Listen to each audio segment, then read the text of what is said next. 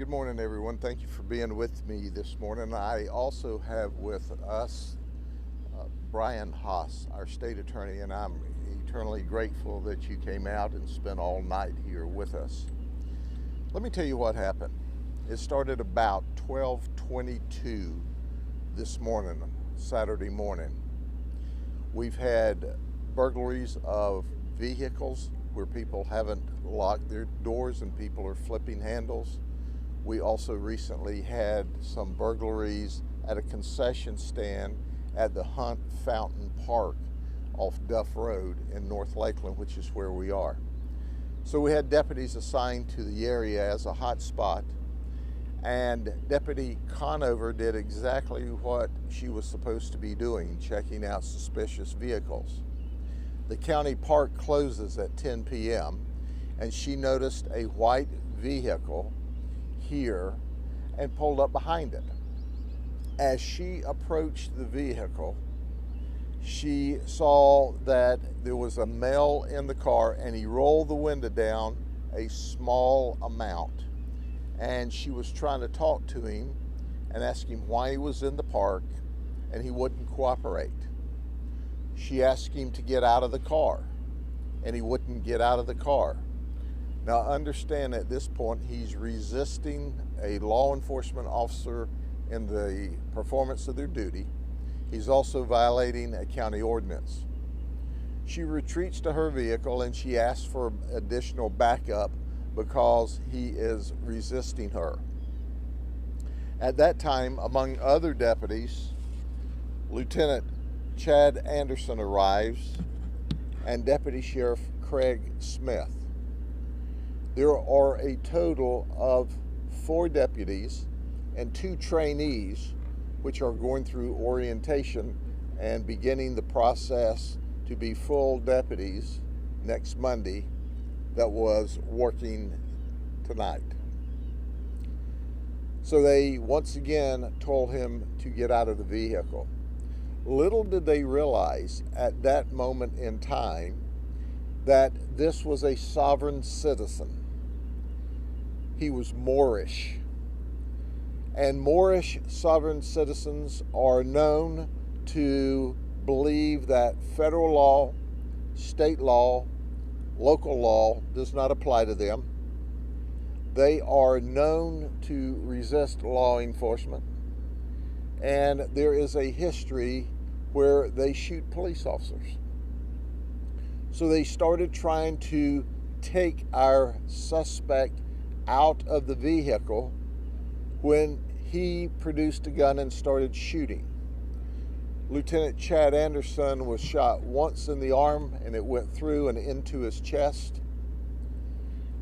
Our Deputy Craig Smith has 4 gunshot wounds. They went down immediately.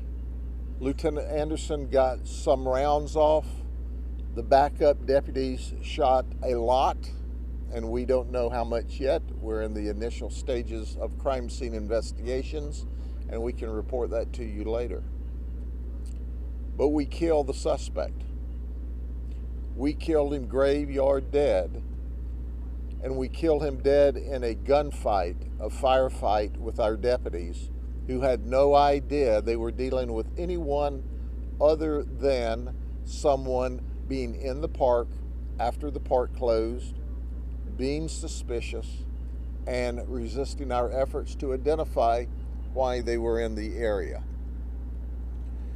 Lieutenant Chad Anderson underwent emergency surgery, and he's in critical but stable condition in intensive care. Craig Smith currently is stable and in the intensive care unit, and we have deputies assigned to them. All of this information is initial, and as you know, I release the information that we know, and it's subject to modification or change or addition later on, and that certainly will be the case now as the investigation goes on. We're not identifying the suspect at this moment because we're searching for next of kin. He appears to be living out of his vehicle. We see where another law enforcement agency had an interaction with him in another county park approximately a month ago. That's under investigation as well. We'll release information later today. But as a result of the gunfight, as a result of the suspect shooting at our deputies, striking two of our deputies, creating critical injuries, we shot and killed him. He chose that outcome, and we obliged him. I want to turn this over, and then we'll answer questions after our state attorney, Mr. Haas, talks to you. Thank you, Sheriff. I'd just like to start out by saying this morning this is another example of an incident that shows how dangerous the job of a law enforcement officer is. What would seem to be a routine interaction with a person turns into a very scary and dangerous situation, potentially deadly. So I think it's important that all of us remember that when we're thinking of our law enforcement officers. I'm out here because of my deep concern for the deputies that were injured, and also to support law enforcement and our sheriff.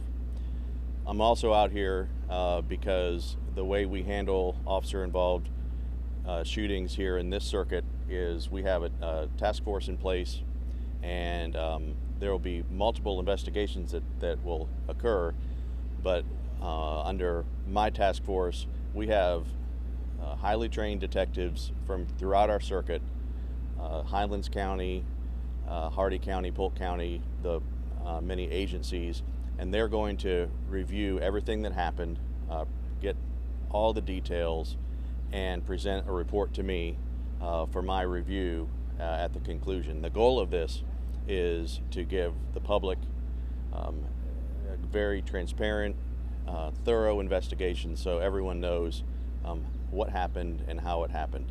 And we're working on that now, and we want to move as quickly as we can, but being thorough is the most important thing. So we just wish the best for the deputies that are injured, and we'll have the report as soon as possible to the public. Thank you. Once again, I want you to see what two heroes look like. Two that were shot in the line of duty while they were standing in the gap between good and evil, while they were protecting the people of Polk County, while they slept peacefully in their home in this very neighborhood. I ask that you keep them and their families in your prayers. They have significant injuries to overcome, and the road to recovery is not going to be easy from these significant injuries. But they're strong, they're great men, and the other deputies are not injured physically, but emotionally, obviously, they're shook up because they were in the middle of a gunfight with a very dangerous sovereign citizen just last night. Any questions? Sheriff, in terms of the way the four deputies responded here on scene, as best you can tell, did any of these deputies do anything that you wouldn't have done if you were out here? No, these deputies responded according, I've listened to the radio traffic, and the first deputy, when she met resistance, she only had a trainee with her, and you don't want to get into a conflict situation if you can avoid it by yourself. She called for assistance. Other deputies responded. Supervision responded in an effort to resolve the event peacefully. And quite frankly, when we started trying to take him out of the vehicle started moving. He was leaving, and that's when the shots rang out. That's when our folks were immediately shot down. And that's what happened. Craig Smith and Chad Anderson were standing at the door close together, and they were immediately shot and went down. We know that Chad Anderson got off some rounds. We don't believe that Deputy Smith did, because he was shot all through the right arm. He had 4 gunshot wounds in his right arm. And the backup deputies, which were there, we never expected conflict. We thought, once again, it's not uncommon for people just to resist. And we thought, well, we'll have to pull them out of the car, put him in handcuffs, and ultimately take him to jail. And then in that instance, the blink of the eye, they're in a gunfight for their lives. The term sovereign citizen, there's a risk that some in the public will hear that, in my opinion, will hear that and think it sounds sort of frontierish, and there's some potential to glorify the person who goes by that kind of a term. Can you just describe this person's behavior tonight and how we do live in a society of laws, and you can't just go around and say that's not for me? Certainly, all the indications we see, he is a sovereign citizen identifying with the Moorish philosophy, which simply means they resist government, they don't believe in government, they don't think the laws apply to them, and they can do what they want when they want. And that's what we see here tonight that occurred. We still have a lot of work to do in this instance, but they're known to be violent and to shoot police officers.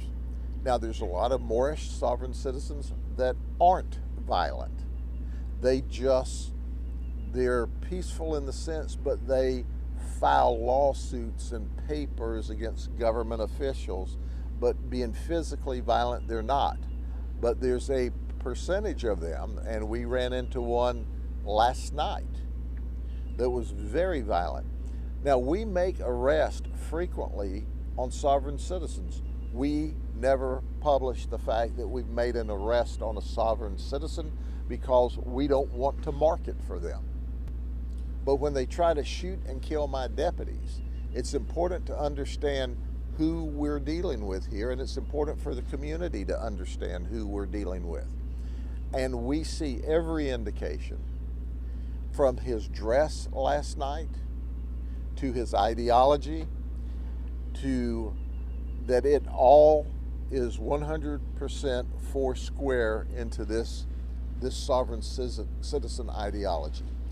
And he was dangerous, and he proved to be dangerous last night. The only possible clue that they could have had, it's not uncommon when you stop people who want to resist, they roll the window down a small amount and talk to you through the window, but won't roll their window down and communicate. And he resisted every effort last night. So at the end of the day, we have a picture of the firearm that he shot the deputies with. I've asked them to bring that out. This is a Springfield 9mm XD, and this is the firearm he used to shoot my deputies last night. So he asked for a gunfight, we gave him a gunfight, and he'll never be in another gunfight again because he's dead, like he asked for, and we obliged him. Did the trainees have any involvement at all? Or? The trainees, simply put, once they finish the academy, they take the state exam. They go on the payroll, and then they ride with the deputies in a non-training position until hire date. The official hire date's next Monday. But this week, because they'd finished the academy, they had finished their state exams, they were simply riding along. So the two of them were involved in an event last night like they may never be involved in again if they spend, and we pray that they're not, a 30-year career doing this. But let me underscore what our state attorney said. This job is not dangerous until it's dangerous, and then it's dangerous like that, and we never know when that second's going to be. For example, Lieutenant Anderson, which was a former SWAT member, has been with us almost 26 years and has never been in this kind of a shootout before. Chad Anderson.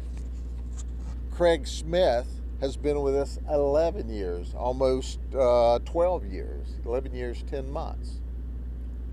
And it went from an interaction that at most, being in a park after 10 o'clock at night might have gotten you a warning or a civil notice. And I asked to move along because we've had problems in the area, and for you to sleep here tonight would put you at risk. So they were here not only checking out the suspiciousness of him, but they were trying to protect him in the event some of the burglars that we have been chasing around here in this area could have approached him. And he escalated it into a gunfight, and we gave him a gunfight. And then Smith has 4 gunshot wounds. Do you know where? In his right arm. And then Anderson was shot in the arm that went through his chest. He went through emergency surgery. He's in critical but stable condition. Yes. Okay. I always got more, Sheriff. Yes. I assume that this sovereign citizen was not the suspect you were looking for in these burglaries or anything like that. No, he was not. Yeah, okay. This sovereign citizen was not a suspect in the burglaries. And what happens, usually these folks are teenagers flipping door handles, looking for credit cards, cash, and guns. We've arrested several in this North Lakeland area. We arrested one for breaking into the concession stand here, but we had extra patrols in this area because people don't lock their car doors, and as a result, we have these car flippers. When we saw this suspicious vehicle, we thought, well, is this one of our burglars? It's evident it wasn't. And at that particular time, the most this guy, he had no outstanding warrants. The most that would have happened to him is a citation for being in the park after closing hours. But with him not being a suspect in these burglaries, they probably would have just told him to move along. Are there other of these sovereign citizens around in this area? There's sovereign citizens in every county in this nation. And was this particular one known to you guys? No. No. No, we don't think he's even from the Polk County area, and we're still running that down right now. Okay? Thank y'all very much. Have a good day. How many years was Anderson on the force? Almost 26 years. Anderson was 26 and Smith was 11 years, 10 months, almost 12 years. Thanks, Sheriff.